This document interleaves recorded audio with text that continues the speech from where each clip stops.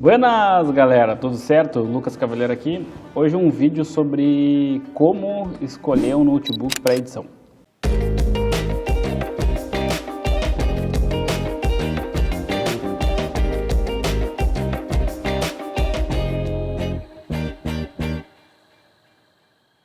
Disclaimer aqui antes de a gente começar esse vídeo. Eu não vou indicar um modelo específico de notebook e também não quero que vocês fiquem aqui nos comentários. Lucas, esse modelo aqui é bom e esse modelo aqui serve, porque o que eu vou fazer aqui nesse vídeo? Eu vou explicar para vocês como eu respondo para as pessoas se o notebook é bom ou ruim para edição. Então eu vou esmiuçar detalhe por detalhe do que eu considero importante, das coisas que eu levo em consideração na hora que eu vou comprar um notebook para edição. Por exemplo, esse aqui é um dos últimos que eu comprei. Ele atende perfeitamente todas as especificações que eu coloquei e ao mesmo tempo ele é um ótimo notebook para edição, dá conta do recado, aguenta o tranco, as lives que eu faço aqui, que eu inclusive fico editando, ele dá perfeitamente conta do recado. Então eu vou mostrar o meu processo de compra e vou explicando para vocês cada uma das etapas que a gente faz para entender por que o notebook é bom ou não para edição, beleza? Vai ser um vídeo um pouco mais longo, então assim, é um vídeo mais ou menos definitivo, que tu vai olhar esse vídeo, vai entender e vai se virar sozinho para escolher o teu notebook, beleza? Eu vou explicar cada uma dessas coisas em partes, em detalhes. Basicamente, a gente precisa olhar tipo de tela, a cobertura do sRGB que essa tela tem, quanto de memória RAM que esse notebook tem, se aceita upgrade ou não, é uma coisa boa de ver também, se eu posso colocar mais RAM ou não. SSD, se ele já tem SSD ou se ele permite que eu coloque mais SSD, tá? Ou um outro tipo, tem vários modelos hoje no mercado, NVE e tudo, não sei mais o que. Não vou entrar em todos esses detalhes, mas é importante tu saber se ele aceita colocar mais SSD, que é importantíssimo para o desempenho, e como saber se esse processador que vem nesse notebook é bom o suficiente para trabalhar com fotografia. Então a gente vai esmiuçar cada um desses pontos e aí a partir disso tu consegue escolher qual notebook que tu vai escolher, tá? Então vamos lá. Primeira coisa que é a mais difícil de todas, na maioria das vezes, é saber qual tipo de tela que esse notebook tem. Então eu vou abrir aqui para vocês. O meu notebook, tá? Que é o 430 UQ, só para vocês verem. Esse notebook aqui. Esse é o notebook que eu tenho, ó, é o ZenBook, o Asus ZenBook UX430, tá? O meu acho que não é o UQ porque é uma versão mais antiga. Mas o que eu preciso saber? Eu preciso vir aqui nas especificações técnicas, tá? O meu é esse cinzinho aqui. E aí, o que eu tenho que estar atento para saber a tela? Isso aqui, ó, IPS. Ele vai me informar aqui que a tela é uma IPS, tá? Esse site aqui da Asus é bem bom até, porque a maioria dos fabricantes é um saco de descobrir. Mas ele me informa que a tela é IPS, que chama In-Panel Switch, tá? E também ele cobre 100% do sRGB. Essas duas informações são o que eu preciso estar atento quando vou comprar um notebook. O tipo de tela, que é o IPS, tá? Então se tu tem um notebook hoje, faz isso aqui com o teu notebook, ó. Olha ele de baixo para cima assim, ó. Olha a tela de baixo para cima como eu tô fazendo aqui. Se ficar como se fosse um negativo de filme, se ficar tudo preto, é sinal de que a tua tela ela é um painel TN. O tipo de painel que essa tela tem se chama TN e que não é boa para edição. Por quê? Primeiro porque quando a gente está editando, a gente começa a fazer assim, ó. Começa a mudar e aí se levanta de novo. E esse processo que eu faço quando estou editando, que todo mundo faz quando está editando, vai mudar as cores. As cores do começo da tua edição vão ser diferentes das cores do fim e isso é um problemão, tá? Então, tipo de tela IPS garante que eu tenha cores padronizadas com um bom ângulo de visão. Quando eu me mexo assim, as cores não mudam. Esse é o tipo de tela. Segundo questão aqui, que é a cobertura do sRGB. Para falar sobre isso, eu abri aqui esse site aqui chamado pt.tab-tv.com e um número estranho aqui, tá? Eu vou botar nos comentários esses links aqui. O que é importante, tá? A gente sabia que os espaços de cor existem, aqui também no comentário eu coloquei um link de um post meu para vocês entenderem o que são os espaços de cor, mas resumidamente, a gente precisa saber que esses espaços de cores existem e que eles têm tamanho diferente. O que isso quer dizer? Que eu posso ter um espaço de cor que representa muitas cores ou menos cores.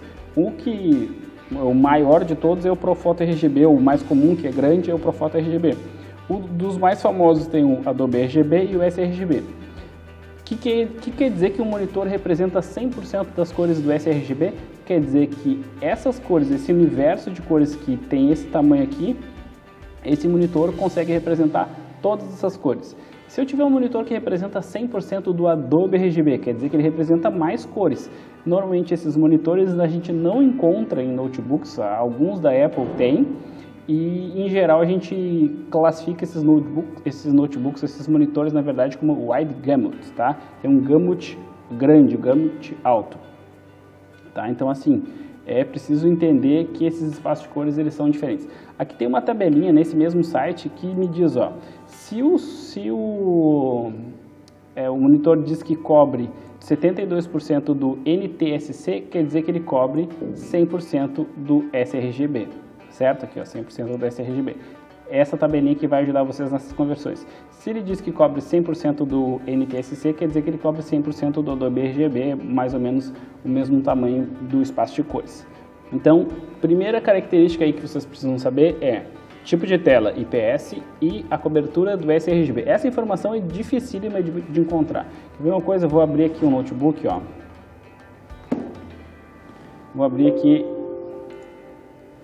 Vou abrir esse notebook aqui da Dell, tá? Se eu der um Ctrl F aqui e botar IPS, ele não informa nem se é IPS ou não, tá? Mas tem aqui um que eu tinha aberto antes, que é o da Vel, olha só, os notebooks da Vel. A Vel é uma marca brasileira, né, nacional, e eles importam, que a gente chama de bare bones, assim, do exterior e reconfiguram aqui. Esse vídeo não é patrocinado por nenhuma marca, tá? Mas só para vocês entenderem. Então aqui ele informa que a tela é Full HD, 91% do sRGB, tá? Ela não é IPS, ela é WVA. A WVA ela é pior que o IPS, mas ela ainda assim é boa, tá? Ela é muito boa, só vocês verem que ela cobre 91% do sRGB. Uma tela que cobre 91% do sRGB está suficiente para vocês trabalharem com fotografia. Lucas, mas é aquela questão de as cores que eu vejo na minha tela quando eu vou revelar ou quando eu posto no Instagram, no meu celular as cores ficam diferentes. Aí é uma outra questão que tem influência do tipo de painel e também tem influência da cobertura do sRGB, mas isso não é o principal. O principal é a calibração do monitor de vocês. Para fazer a calibração a gente precisa de um aparelhinho chamado Color Checker ou calibrador de monitores. Eu tenho um da Spider 4, Spider 3 se eu não me engano. E o que esse aparelho faz? A gente coloca ele na tela, ele mede a cor que está saindo e depois faz uma tabela de conversão. Esse monitor está largando um vermelho que não é o vermelho igual ao que deveria ser. Então converte, faz uma transferência dessa cor aí para um vermelho que deveria ser. É isso que esses calibradores fazem. Eles geram um perfil de cores para esse monitor. E aí esse perfil fica corrigido, que o que eu vejo aqui é o que vai sair no papel, é o que vai sair numa tela calibrada de um celular, por exemplo.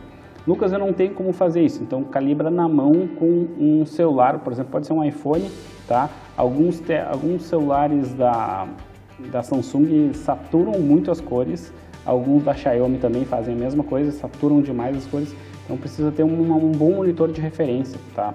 E um celular da Apple, um iPhone, pode ser um iPhone 6 até, vai ser uma boa referência de cores, certo? Então, matada a charada da tela, segunda coisa que eu tenho que saber é memória RAM. 8 GB de memória RAM, hoje em dia, 2020, quando eu estou gravando esse vídeo, já é pouco, tá? O ideal seria 12 ou 16. Esse notebook tem 16 GB de RAM. Por que eu digo que é importante ter 16 GB de RAM ou no mínimo 12? Vou executar uma tarefa super simples aqui para vocês, que é abrir o meu Lightroom e ao mesmo tempo pegar, por exemplo, escolher essas 4 fotos aqui e editar essas 4 fotos no Photoshop. Olha só. Tá? Abrir essas 4 fotos no Photoshop. Isso é uma coisa que a gente faz diariamente, faz com bastante frequência, que é usar o Lightroom, usar o Photoshop simultaneamente e também estar com umas abas abertas, ouvindo música no Spotify da vida. Isso é o dia a dia de um fotógrafo, tá? E aí o que acontece? Olhem a ocupação de memória que eu tenho aqui dos meus 16 GB, eu estou com 70% ocupado de RAM. 2.6 GB com o Photoshop, 1.1 com o Lightroom, com o Chrome mais 1.8. Aí o OBS aqui vocês podem descontar que está consumindo CPU e memória, que é o que eu estou usando para gravar a tela aqui, vocês não usariam esse processo. Então tem mais outras coisas rodando aqui, mas reparem que eu estou com 70% da memória ocupada, ou seja, eu preciso de bastante RAM. Então 12 GB seria bom, 16 GB é o ideal para trabalhar com fotografia, para poder abrir as fotos tranquilamente e sem precisar ficar se estressando muito com o tamanho que a gente vai ter de espaço livre, certo? Então, segunda questão para a escolha do notebook está resolvida, que é o tamanho da memória RAM. Terceira variável que a gente precisa saber é o SSD. Se já tem SSD é suficiente, tá? Mas o que a gente precisa se dar conta? Se vocês têm um disco no próprio notebook e tem um espaço para colocar um SSD chamado NVE, a gente consegue ter o melhor de dois mundos. Esse meu notebook aqui, por exemplo, ele não tem HD, não tem disco rígido, ele só tem um SSD. Qual é o problema? Eu tenho 500 GB de espaço nesse SSD, só 500 GB, não tem como expandir. O que acontece na prática? Eu vivo com HD externo plugado, e viver com HD externo plugado é meio sacal. Então, se eu tivesse um HD, um disco rígido de 1 TB, mais um SSD de 128, um SSD de 256, seria excelente, porque eu teria os dois mundos aí, tá? Mas assim, se vocês escolherem um notebook que não tem SSD, que é uma coisa cada vez mais rara de estar acontecendo, sendo bem sincero, se vocês escolherem um notebook sem SSD, vocês vão precisar comprar um SSD, porque vai fazer toda a diferença no desempenho, assim, toda a diferença mesmo. Então, tenham um SSD ou pensem em investir num SSD para colocar no notebook de vocês. Então, tela já foi, RAM já foi, SSD já foi, agora o processador. Lucas, tu não vai falar de placa de vídeo? Não. Mas placa de vídeo não interfere no processamento do Photoshop e do Lightroom? Um pouco. Esse notebook aqui que eu tenho, que eu uso, ele tem placa de vídeo on-board da Intel. A mais Xing-Ling que tiver, ele tem, tá? E dá conta do recado. Para que placa de vídeo é absurdamente importante? Para jogo e para edição de vídeo. Para essas duas coisas, a placa de vídeo é essencial. Para edição de foto, não é essencial. Se tiver, melhor, mas não quer dizer que se tu gastar R$1.000 a mais no notebook que tem a placa de vídeo vai fazer diferença, vai se justificar esses R$1.000. Não. Para fazer um comparativo é como se eu tivesse uma 50-1.8 e fosse trocar para uma 50-1.4. É uma lente melhor? É uma lente que justifica ser 3 vezes o preço, ou ainda melhor, uma 50-1.4 por uma 50-1.2. Faz diferença ela custar 6 vezes mais? Não. É uma lente um pouco melhor? Mas não é o principal. Entende? Então, se eu tenho placa de vídeo on-board, já vai dar conta. Se eu quero jogar, se eu quero editar vídeo, aí placa de vídeo é essencial, é o número 1 que tu tem que olhar antes de qualquer coisa, é a placa de vídeo. Para edição de foto, não. Beleza? Entendido isso?